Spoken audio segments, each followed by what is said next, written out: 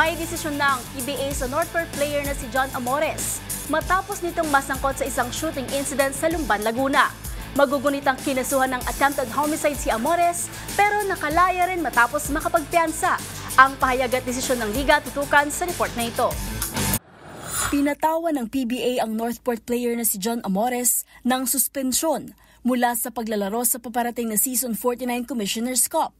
Ito ay kasunod ng pagkakasangkot ni Amores sa insidente ng pamamaril sa Lumban, Laguna. Sa anunsyo ng Legal Counsel ng Liga ni si Attorney Ogie Nervasa at PBA Commissioner Willie Marshall, sinabi na walang matatanggap na anumang bayad o sahod ang 24-year-old player habang ito ay suspendido. Fortunately, this is not the first time that John Amores had been involved in violence, which instances will no longer be enumerated herein.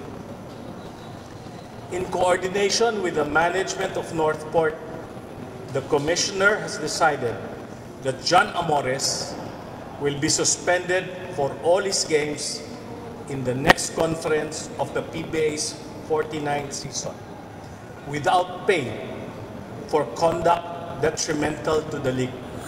Dagdag pa ni Nervasa, para makabalik si Amores sa paglalaro sa PBA, kailangan itong dumaan sa counseling na dapat ay aprobado rin mismo ng liga. Sa kabila nito, papayagan pa rin dumalo sa mga practice ng team ang manlalaro habang siya ay suspendido.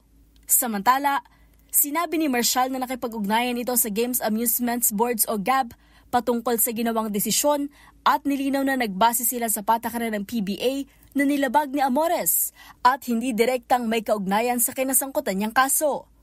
Magugunitang kasama ni Amores ang kanyang kapatid na kinasuhan ng attempted homicide dahil sa nangyaring insidente sa isang basketball game sa Laguna.